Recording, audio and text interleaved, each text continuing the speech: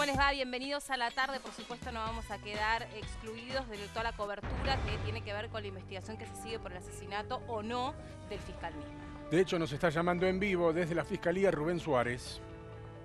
En la calle Tucumán, precisamente, Guillermo, en el lugar donde se espera, ya fue confirmado precisamente en esta fiscalía, la presencia de la jueza federal Sandra Arroyo Salgado. Recuerden que estuvo la semana pasada, con precisión el martes cuando arribó a la Argentina, en el pedido de ser querellante de la causa, que en esta continuidad en lo que respecta a la declaración de la jueza federal Sandra Arroyo Salgado, también estuvo el último viernes y declarando 7 horas. Es querellante de esta causa en representación de sus hijas, además las hijas del doctor Alberto Nisman. Atención, porque en el transcurso de la tarde, y lo estaremos comunicando seguramente en las próximas horas, Guillermo, Melina, habrá un nuevo comunicado, esta vía de comunicación del Ministerio Público Fiscal, donde se va a detallar lo que se hizo durante el fin de semana y también lo que se hizo en el transcurso de esta jornada, teniendo en cuenta de que muy temprano también llegó la doctora, la fiscal Viviana Fein. Esto será seguramente en el transcurso de esta tarde un nuevo comunicado. Más temprano, para repasar, para el que se suma a esta hora, cuáles son las actividades, las testimoniales en este nuevo día de comienzo de investigación en esta Fiscalía de la calle Tucumán, a cargo de la doctora,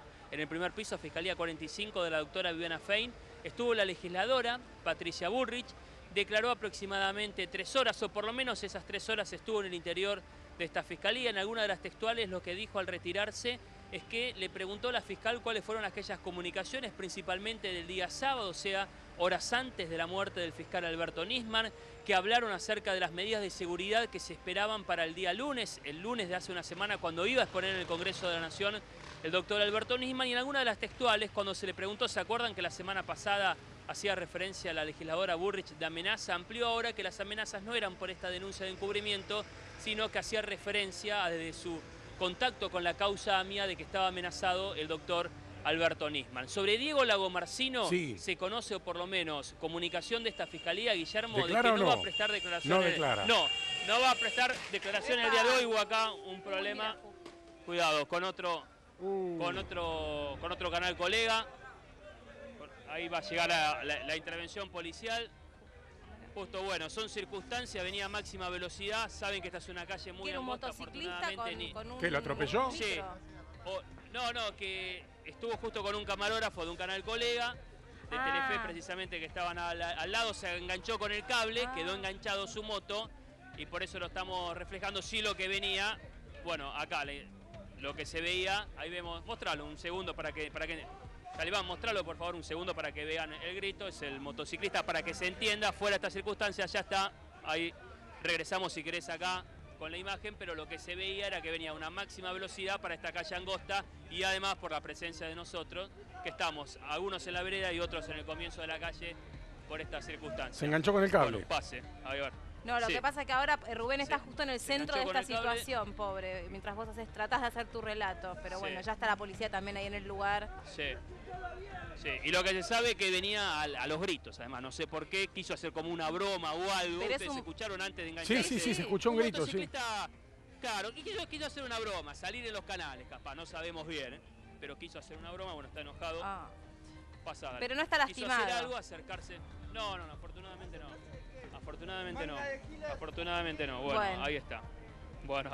A ver, seguimos con... A ver si tenés la culpa vos todavía, Suárez, que estabas haciendo un móvil tranquilo. Lo único que falta. Que nos salvamos de milagro. Qué bárbaro. Bueno, estabas hablando de Diego Lagomarsino. ¿Hoy no declara entonces Lagomarsino? Correcto. Porque había una idea de que hoy podía llegar a estar en la Fiscalía.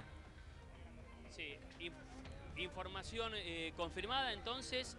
Hace algunos minutitos ha llegado de esta Fiscalía, los mismos que confirmaron que va a haber un comunicado esta tarde, y lo que acaban de confirmar ahora, que por lo menos en el día de hoy Diego Lagomarsino no va a prestar declaración, lo que no requiera, de hecho está derecho, tiene prohibición de salir del país, está bajo custodia de Gendarmería Nacional. Guillermo Melino, lo que no se descarta que en el transcurso de este día, de esta semana, pueda prestar declaración. Y Rubén, respecto de la ex esposa de Nisman, ¿va a volver a declarar hoy por la tarde? Sí, confirmado que en el transcurso de este mediodía, de hecho ya en el garage, recién presencia de seguridad policial para ver si llegaba si llegaba la jueza federal Sandra Arroyo Salgado, pero lo que adelantaron que se aguarda su declaración para el transcurso de este mediodía. Tengan en cuenta que el martes pasado estuvo en esta fiscalía para un primer contacto con la doctora Fein, que pidió ser creyente, que fue aceptada, que declaró durante 7 horas el último viernes y que se aguarda su presencia para la continuidad de la declaración en este Claro, y uno se pregunta qué tendrá para declarar después de haber estado tanto tiempo la semana pasada. Evidentemente quedó algún punto suelto aún, ¿no? O tendrá cosas para agregar. Bueno, de todas formas, también no trascendió nada. Hay un gran hermetismo respecto de lo que dice cada uno y me parece bien que así sea, ¿no? Por suerte, te iba a agregar eso, pero también no te olvides que las declaraciones de la semana pasada tuvieron varias interrupciones porque había que hacer trámites que obligaba justamente la investigación, y por otra parte, al ella presentarse ahora como querellante, seguramente también se ordenen nuevos trámites en este nuevo rol que ella encara.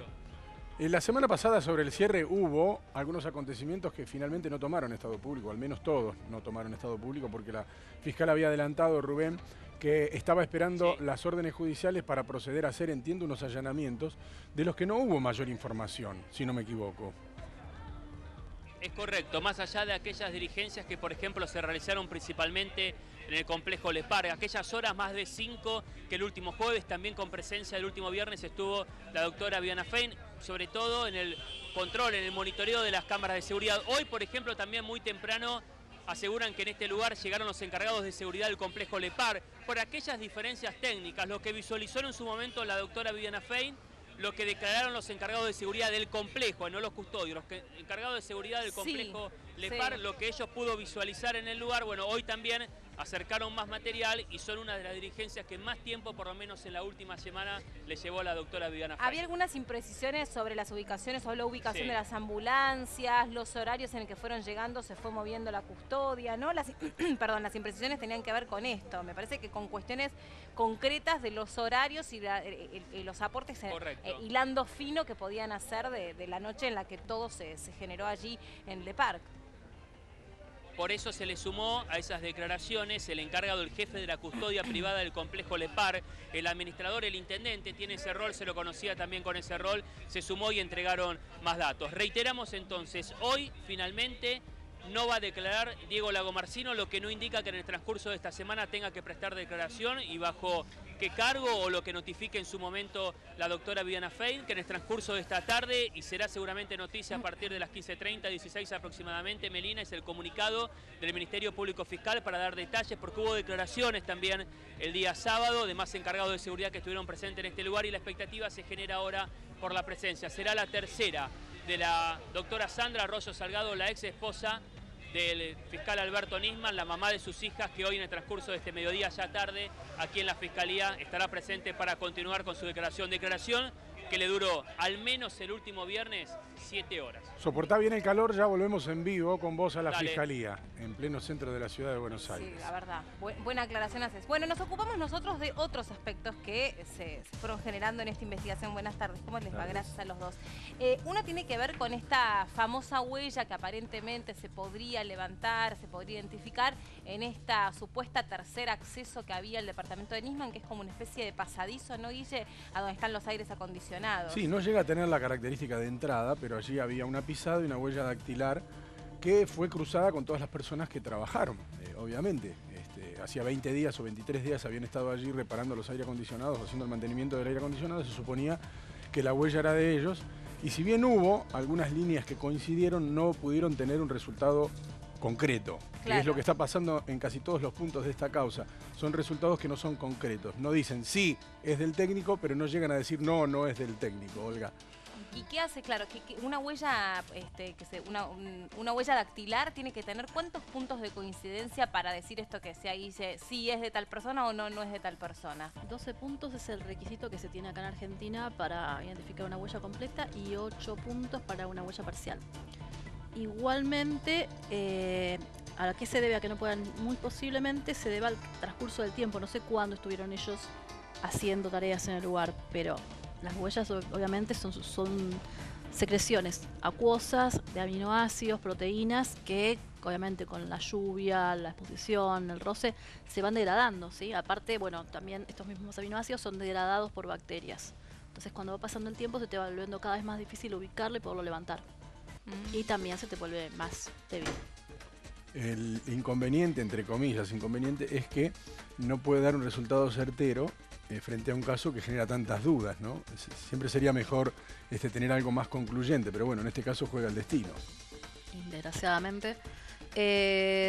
Algunas pericias, por lo que ha informado la Fiscalía, tienen cierta certeza. Igualmente, quizás el tema pasa por manejarlo, que eso quizás lo pueda hacer mejor el doctor. En el caso donde, por ejemplo, tenés personal de la Policía Federal que se está cuestionando sus actividades, se lo están llamando a declarar, quizás lo mejor hubiera sido que lo haga otra fuerza o que se haga una pericia, o sea, se llama una mesa de expertos de distintas fuerzas. Se ha hecho en otros casos. Claro, claro, más cuando una de las fuerzas está cuestionada por lo menos. Estaba leyendo que respecto de esta huella puntual en esto que llamamos nosotros el pasadizo, porque tampoco tenemos demasiadas precisiones sobre si es concretamente un tercer o no acceso al departamento, se encontraron entre 7 y 8 puntos de coincidencia con alguno de los hombres que habría hecho el mantenimiento de los aires acondicionados. De modo que es algo muy, muy difícil de tener en lo que es la carpeta de pruebas, por llamarlo de alguna manera.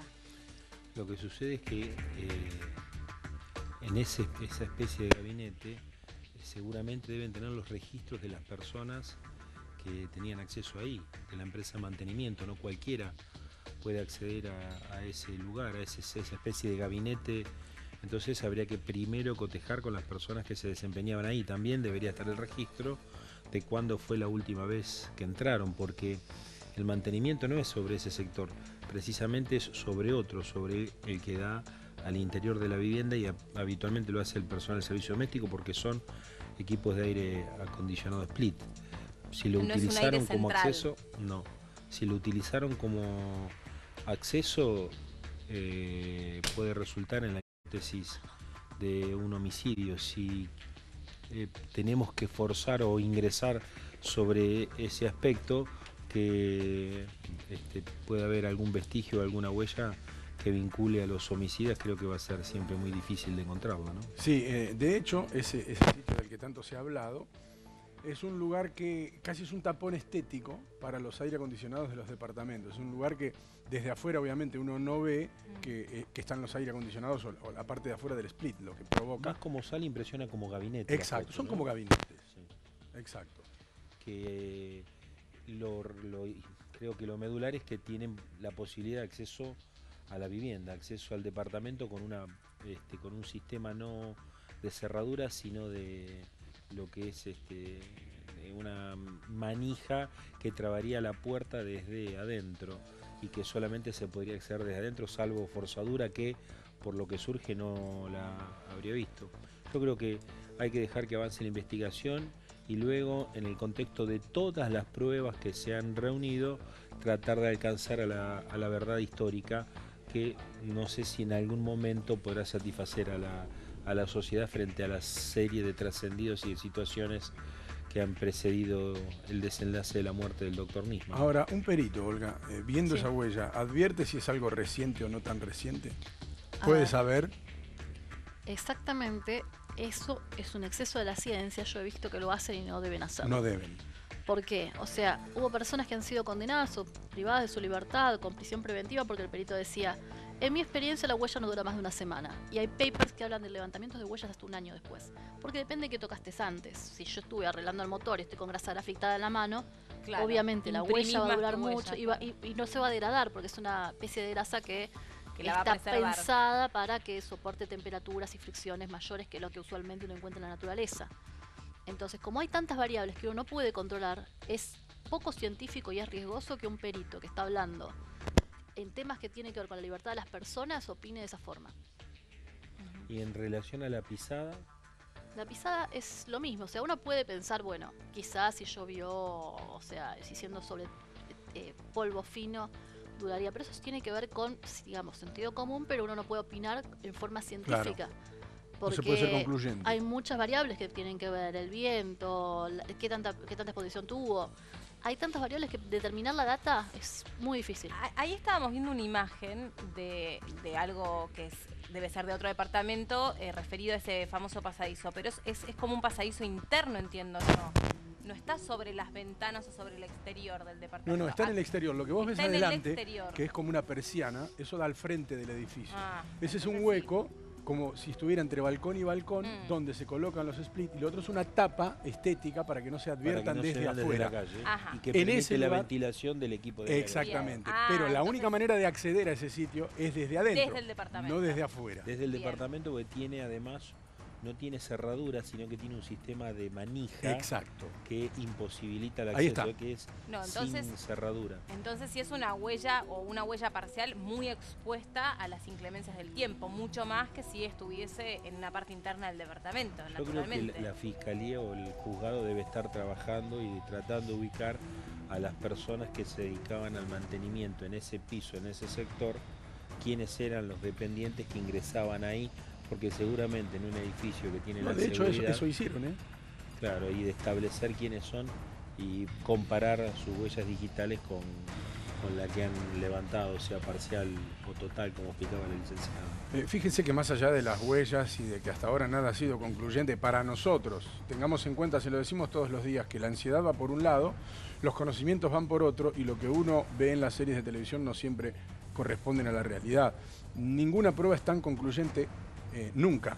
De hecho, tienen que ser evaluadas por el juez en su momento, llegado el juicio oral, para determinar si le da crédito o no. No son vinculantes. Nada es definitivamente lo que parece. Por lo tanto, todo se puede objetar.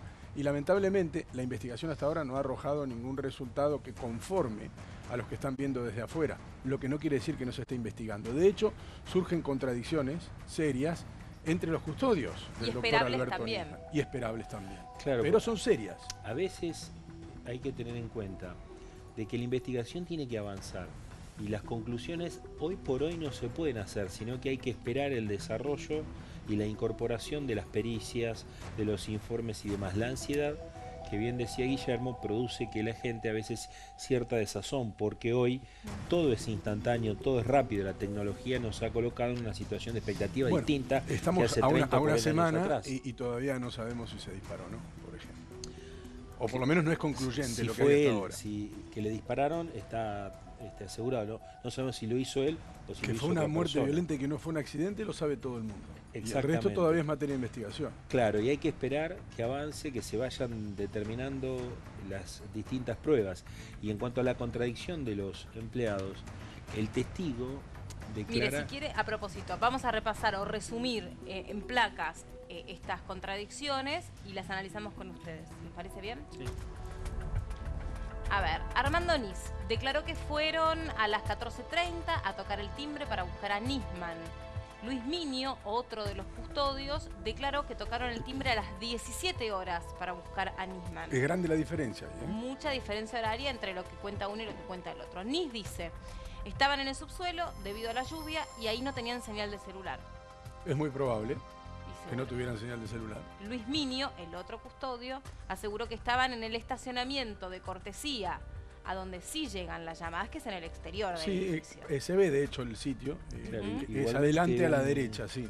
En relación a lo que dice Nish, un custodio personal que se quede sin señal en el celular, en el subsuelo, es cuanto menos reprochable desde el punto de vista del sentido común, ¿no? O sea, Por eso es probable que el otro día que estaba en otro sitio.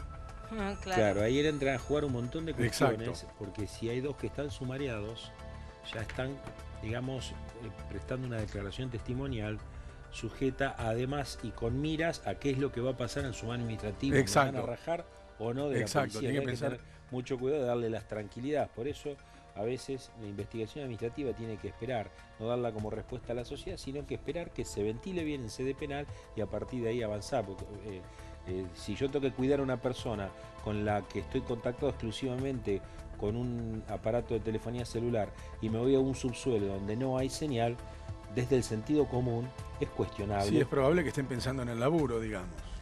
Y cuando En la continuidad de su trabajo. Exactamente, que no es una cuestión menor. ¿No? ¿Qué le parece? Hay una placa más, a ver. Rubén Benítez conocía a Nisman hace 15 años, era custodio y también su chofer.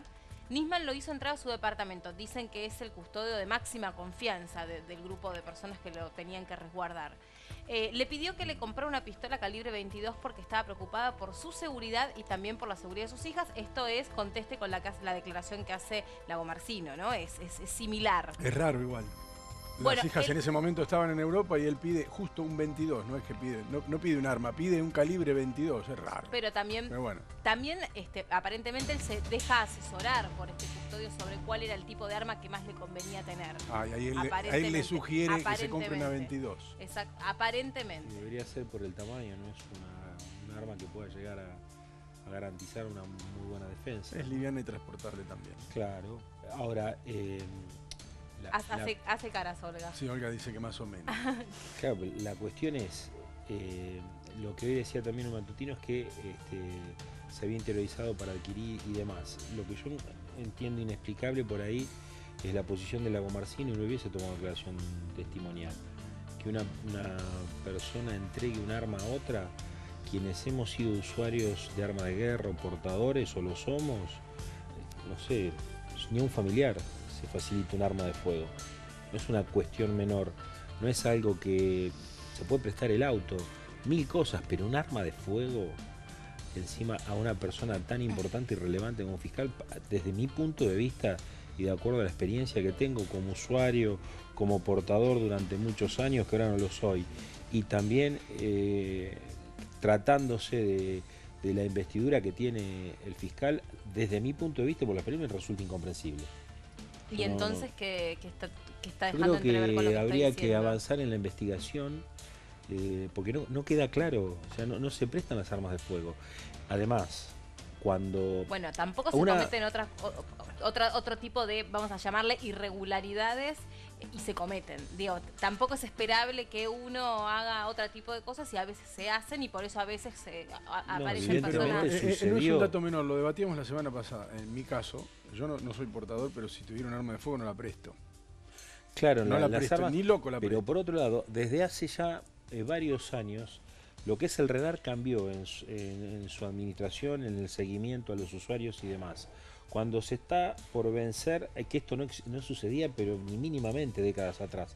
Desde hace unos años, cuando se está por vencer la vigencia del legítimo usuario, uno recibe una carta diciendo, mire, que dentro de 3 meses se le vence, puede incurrir en la comisión de un delito, póngase al día, vaya sacando turnos, sacándose el certificado. Cuando faltan 2 meses de vuelta, cuando falta un mes de vuelta. Aviso. Exactamente, eso es por un lado. Por otro lado, ahora, antes uno delegaba en un gestor y lo hacía todo. Hoy ya es casi imposible. Hay trámites Tiene que ir uno personalmente. y además recibe advertencias muy claras, que quienes somos abogados advertimos claramente de que no estamos en una situación como que ha cambiado profundamente y que la manipulación, el uso, la tenencia de armas de fuego es una cuestión de muchísima responsabilidad, no es una cuestión menor. Y esto el RENAR lo aclara, no es que sí, no está librada la interpretación de cada uno. Como fue durante toda la historia del país hasta hace pocos años.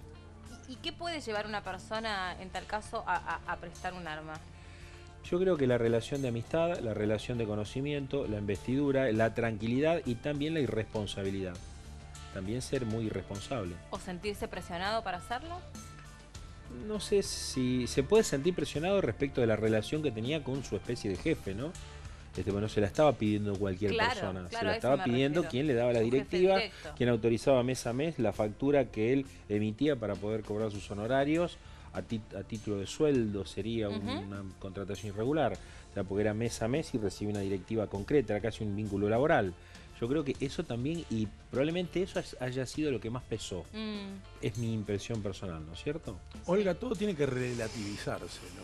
Porque a veces yo veo que se describen con contundencia algunas situaciones que en realidad deben ser relativas en el orden de una investigación seria. Por ejemplo, la posición o la presunta posición del cuerpo, porque ninguno de nosotros vio el cuerpo de Nisman, obviamente, apoyado o semi-apoyado sobre la puerta. Nada de lo que se escribió es determinante. A ver, vamos por partes. Por empezar, la ergonomía del cuerpo específicamente, y más un cuerpo que ha perdido tono muscular debido a una herida o ya fallecido, no sigue reglas específicas, entonces no podemos hacer aseveraciones como se han hecho respecto a si cayó así, es muy variable. Sí, si estaba sentado, apoyado. Sí, porque aparte no conocemos específicamente la posición del cuerpo, a lo mejor estaba sentado, a lo mejor estaba... Sin ir más lejos, no sé si puedo nombrarlo al caso porque no sé si tiene sentencia firme ya en cámara, pero hubo un caso donde hubo una condena de homicidio, donde una de las versiones era suicidio, una de las pericias dio suicidio, Otra pericia decía que no se podía diferenciar entre suicidio y homicidio. Y una de las cosas que más se discutía era la posición del cuerpo y si podían quedarse al lado, a pesar de que pudo haber sido infligido. El problema era que nosotros como peritos no podíamos descartar que haya una persona al lado disparándola con el disparador. Que, o sea, la ciencia tiene a la víctima. La ciencia tiene sus limitaciones. Sí, tiene ratificación de la casación. La licenciada dice el caso de Pinar de Rocha. Sí, Benini, sí, pero... Sí, exactamente. Sí, tiene confirmación de la casación también. Bueno, en ese caso... Bellini. Bueno, ese caso, por ejemplo, hubo condena, a pesar de que, bueno, las pericias, si vos mirás las pericias balísticas, no son concluyentes, porque también hay otros elementos que se valoran. Y en ese caso vos lo que tenías era que el cuerpo estaba teóricamente sentado, cae para atrás, y la trayectoria intracorpórea te daba con una posición o con otra, con una teoría u otra. Lo que pasa es que acá el delito más complicado, más difícil de probar, de hecho creo que lo decías vos, Guille, la semana pasada, es el de estar obligado a cometer tu instigación. La instigación. El caso... No hay, creo que ni una sola condena en la República Argentina por instigación a suicidar a una persona. El caso que se estudia en la facultad siempre es al militar deshonrado, que le dejan el arma en el cuarto y le dicen: usted ha sido deshonrado de tal o cual manera, perdió la batalla, huyó, y se le deja y se lo dejan cerrado para que la persona termine con su vida. Porque determina al otro a matarse, y si no, probablemente lo maten cuando salga. Ese es el caso clásico. Ahora, poder acreditar una hipótesis de instigación o de ayuda es casi imposible en las condiciones en que se produjo tomando la generalidad de lo que hasta hoy sabemos. Yo creo que nadie puede haberlo determinado en esa situación, si es que se produjo un suicidio, una decisión personal, y nunca nosotros podemos saber la realidad o las cuestiones que suceden sobre una persona. Pero también hay que tener en cuenta de que hay sicarios, personas preparadas que pueden llegar a cometer un homicidio sin dejar rastros, digamos. El suicidio se puede simular también. Y también me parece que el descrédito y la desazón social respecto de la justicia y de las investigaciones que han terminado y que tenemos como que han terminado en un suicidio, como el caso Chabrán, para la sociedad no son cuestiones cerradas ni creíbles. Por lo cual es muy probable que este caso va a seguir debatiéndose con muchas incógnitas, aunque la justicia no mucho tiempo dará una verdad convencional.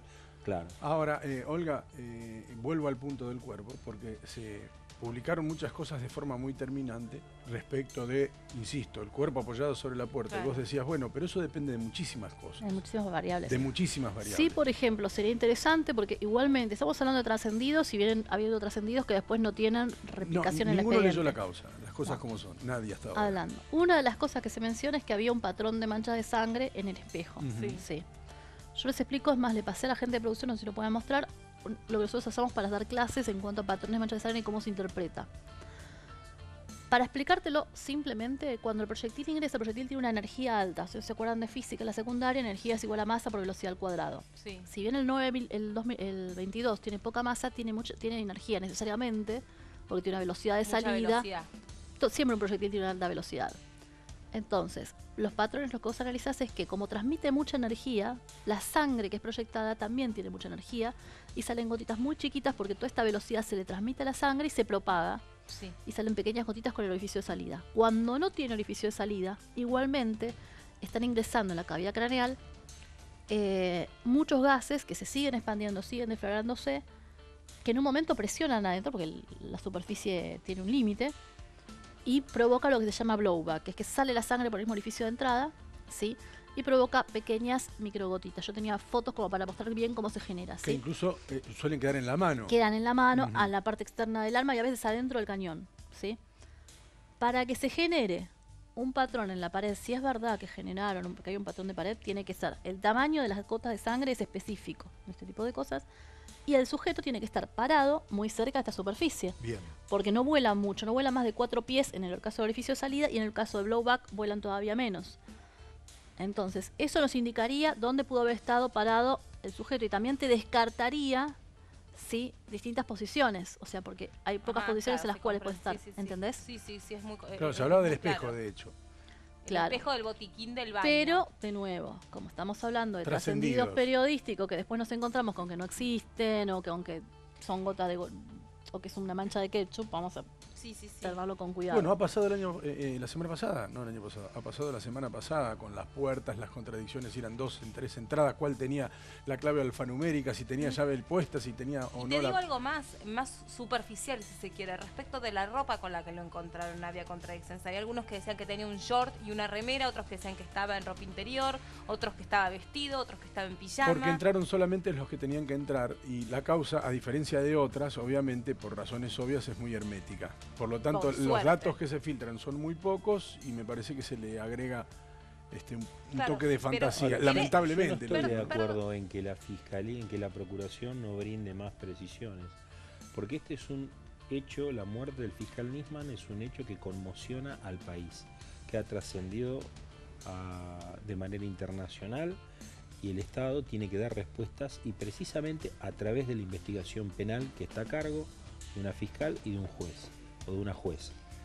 Creo que la información que deben brindar debe ser precisa cuando ya tienen conclusiones, porque en realidad si no hay trascendidos o hay verdad a medias que pueden llegar a confundir a la ciudadanía o pueden generar una historia que después es muy difícil cambiarla.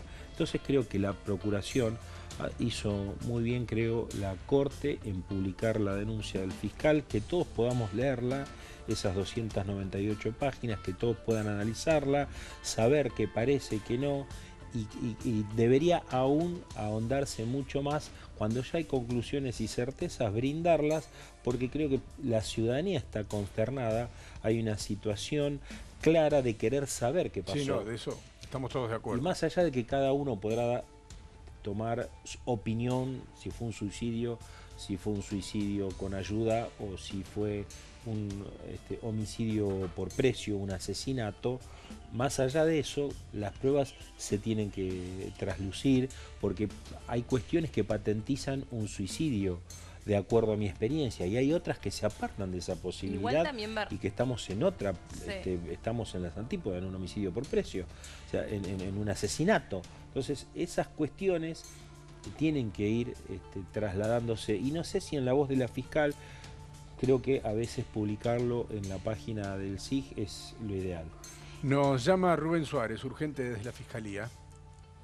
Donde se aguarda Guillermo en este lugar, en la calle de Tucumán, precisamente un comunicado. Como fue el último viernes, será la manera de comunicación que eligió la Fiscalía, a cargo de la doctora Viviana Fein, el Ministerio Público Fiscal en general, para detallar lo que se hizo durante el fin de semana y también en las horas de este lunes. Donde se aguarda todavía, por lo menos por este acceso principal, y hay otro además a la vuelta precisamente, sobre la avenida 9 de Julio, precisamente Carlos Pellegrini, otro ingreso de un edificio lindero donde habitualmente pueden acceder también por ese lugar, pero hay otro equipo de C5N trabajando en esa zona y al momento no llegó la jueza federal Sandra Arroyo Salgado y reiteramos que adelantaron esta fiscalía que se la guarda para el transcurso de este mediodía, ya superado el mediodía, para que llegue a prestar declaración testimonial como lo hizo el último viernes durante 7 horas aproximadamente. ¿Qué más se conoce? Es que hoy la legisladora Patricia Bullrich llegó desde muy temprano, estuvo casi 3 horas en este lugar para prestar declaración testimonial, principalmente para hacer referencia a cuáles fueron el contenido de aquellas comunicaciones del sábado, o sea, horas previas a la muerte del doctor Alberto Nisman. Sobre lo que declaró ante la fiscal Viviana Fein, la legisladora Patricia Bullrich, esto decía. Le conté absolutamente todo, lo que traté de recordar, diciéndole que quizás había palabras que no se las decía textuales porque nunca me imaginé teniendo que recordar de memoria esa conversación, porque nunca me imaginé el desenlace. La doctora me manifestó que ella está realizando unas pruebas muy técnicas, me manifestó que es una persona de carrera de 40 años, que ella es una persona acostumbrada a la tarea judicial y que lamentablemente tiene muchas pruebas que van a demorar mucho, muchas pruebas que pueden demorar hasta 20 y 30 días, que eso la tiene preocupada por la cantidad de, digamos, por el nivel de ansiedad que hay sobre los resultados de la causa, pero que ella va a trabajar con el tiempo necesario porque esto precisa mucha seriedad. Eso fue lo que me transmitió. Yo aporté todas las conversaciones que tuve. ¿Y en qué giraban esas conversaciones? Bueno, las conversaciones giraron en torno a la información que recibimos el día miércoles, una vez que él se había presentado la causa, la información que nos dio sobre esta escucha que lo había impactado muy fuertemente de un agente argentino que le informaba a un acusado iraní sobre su familia, y luego todos los detalles de las conversaciones que tuvimos para la organización. Nuevo comunicado de la Fiscalía, urgente, Rubén. Textual, este es el comunicado, vamos a proceder a leer textual. Ministerio Público Fiscal, Buenos Aires, 26 de enero de 2015, la titular de la Fiscalía Nacional en lo criminal de instrucción número 45, Viviana Fein, informa en referencia a Diego Lagomarsino. Se encuentra imputado por facilitar el arma Versa calibre 22 hallada en el departamento de Alberto Nisman, artículo 189 bis, apartado 4 del Código Penal. Reiteramos, imputado Lagomarsino. Textual, será reprimido, esto es el artículo 189 bis, con prisión de 1 año a 6 años al que entregare un arma de fuego por cualquier título, a quien no acreditare su condición de legítimo usuario. Por otro lado, la fiscal está evaluando las pruebas recolectadas y los testimonios para saber hasta dónde podría extenderse la imputación. Hasta ahí entonces, Diego Lagomarsino imputado y la característica, la descripción del artículo 189 bis. Sobre peritajes, comunicado del Ministerio Público Fiscal, comenzó el trabajo de análisis de todos los registros de video de las cámaras de seguridad del complejo Le Parc de Puerto Madero. Los registros escritos de ingreso y egreso del edificio demuestran falencias, por lo que la fiscal Fein ordenó un análisis profundo de las imágenes. La División Apoyo Tecnológico de la Policía Federal Argentina asiste a la fiscal en el análisis de todo el material incautado, entre ellos celulares y líneas incorporadas a la investigación. La fiscal Viviana Fein se encuentra a la espera de los resultados de ADN ordenados sobre el material balístico levantado en el departamento la noche del suceso. Además, para mantener la asepsia de las pruebas, se resguardaron en un sitio de máxima seguridad. Declaraciones testimoniales sobre este punto, el Ministerio Público Fiscal informa esta tarde la jueza y ex esposa de Alberto Nisman, Sandra Arroyo Salgado, completará su declaración testimonial ante la fiscal. Por la mañana los encargados del registro de los puestos de ingreso y egreso del complejo prestaron declaración testimonial ante Viviana Fein. Además hizo lo propio la diputada Patricia Bullrich. Y como resumen entonces, este es el comunicado, este es el primer texto. Diego Lagomarsino se encuentra imputado por facilitar el arma Versa calibre 22 hallada en el departamento de Alberto Nisman. Esto es el artículo 189 bis, apartado 4 del Código Penal que recién relatábamos, que también lo pone en textual el Ministerio Público Fiscal.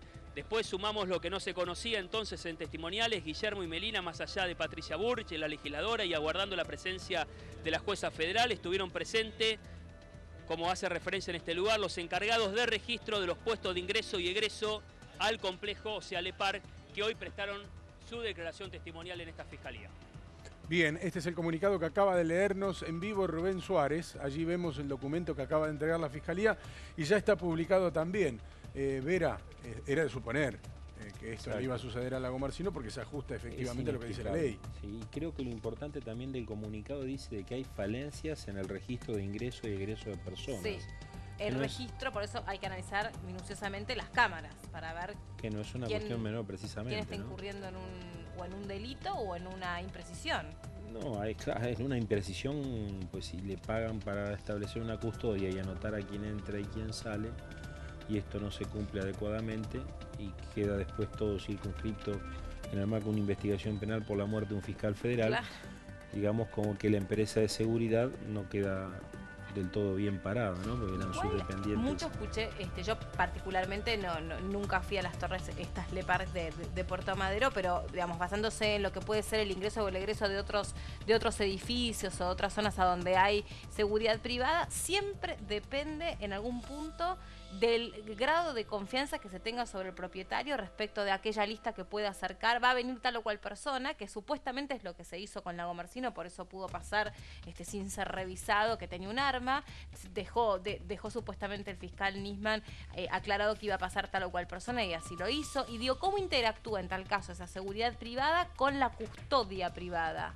¿Cómo debe ser ese protocolo? Porque al fiscal, una persona cometiendo un delito que le está imputado hoy de manera formal, que es el haber suministrado, entregado a otro un arma de fuego, es exclusiva de la custodia que tenía asignada el fiscal, porque aún el custodiado no puede relevar de la obligación al custodio, porque el custodio está sujeto a leyes que debe cumplir. Esto no es si está todo bien, te dejo, y claro, si no está todo bien, si vos me lo pedís o hago lo que vos me pedís. Él tiene que hacer lo que manda la ley, y por eso es la consecuencia que estamos pagando.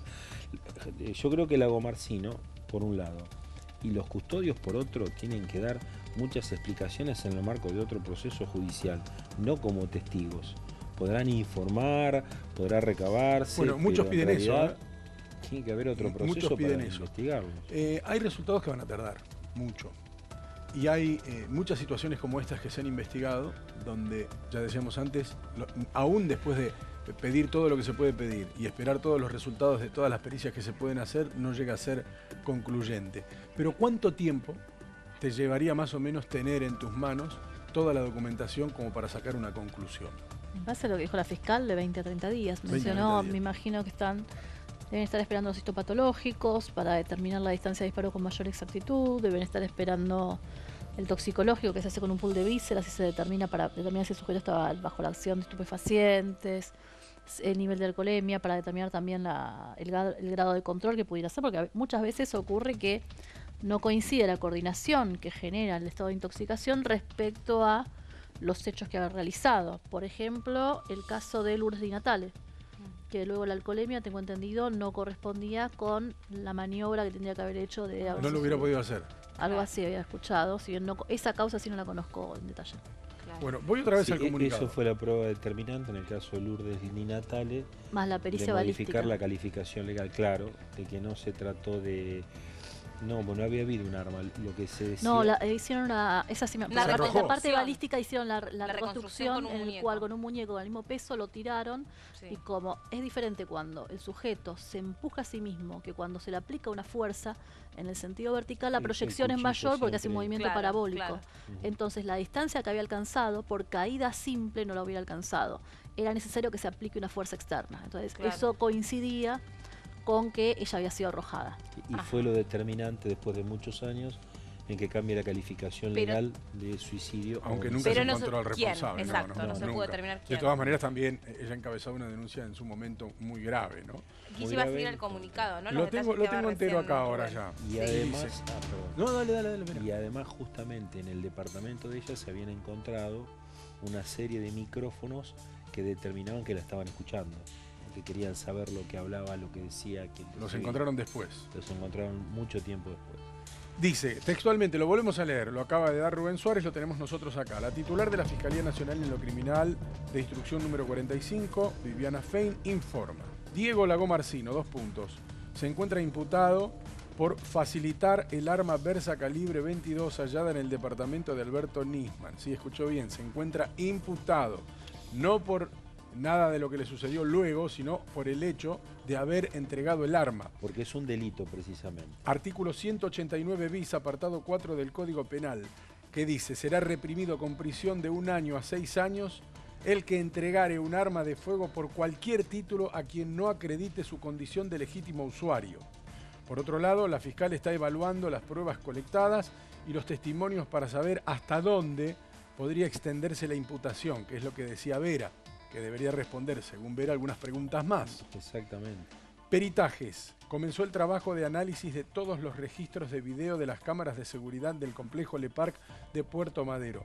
Aquí hay que decirle a la gente que no se mira como una película como miramos nosotros, sino que se ve cuadro por cuadro. Y esto lleva muchísimo tiempo. Hay muchas cámaras de seguridad, no solamente en el edificio, sino también en la cuadra.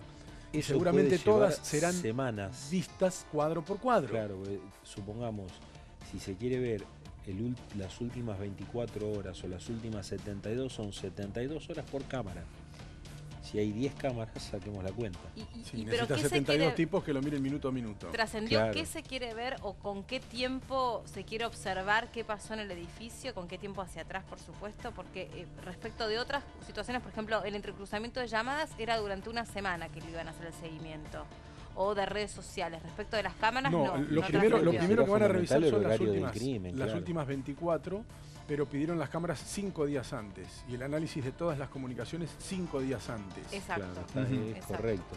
Ahora, también hay que tener en cuenta ahí que, digamos, es personal capacitado el que tiene que ver.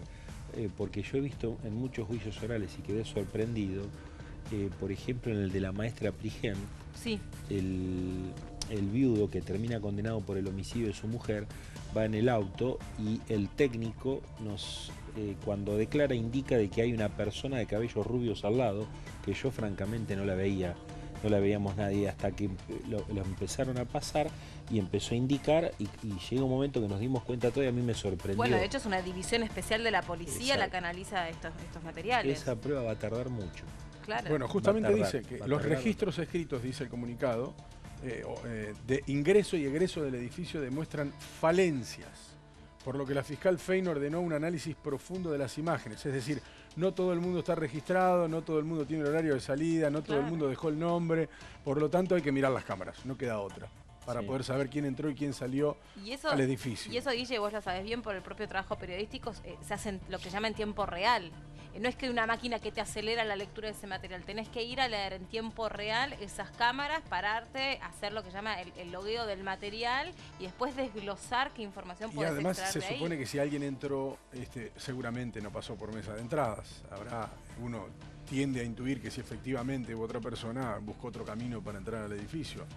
Y hay un camino o quizás pactó la habitualidad o la autorización desde otro edificio con otro inquilino. Hay 1000 formas. El personal de maestranza habitualmente tiene, debido a la habitualidad con que concurre, no se lo anota como correspondería en sus entradas y salidas. Y lamentablemente todo entra por los ojos y a veces el personal de la seguridad privada no está capacitada para poder detectar alguna situación irregular bien disimulada. O algo que es habitual, que ya se vuelve habitual en el comportamiento. Exactamente. Y que no representaría potencialmente un peligro. Por último, A los ojos de un vigilador privado. es más largo. La división, la División Apoyo Tecnológico de la Policía Federal Argentina asiste a la fiscal en el análisis de todo el material incautado, entre ellos celulares y líneas incorporados a la investigación, porque todas las comunicaciones van a tener que ser determinadas y todos los que se comunicaron seguramente van a ser llamados a declarar. ¿Por qué digo esto?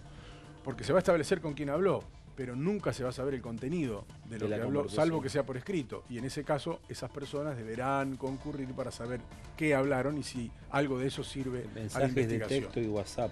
Pero, por ejemplo, la firma que provee un PIN de una empresa de telefonía celular muy conocida, ese no habilita. O sea, la empresa directamente dice que no guarda registro. Te dice que no y chao, listo. En el chat, claro.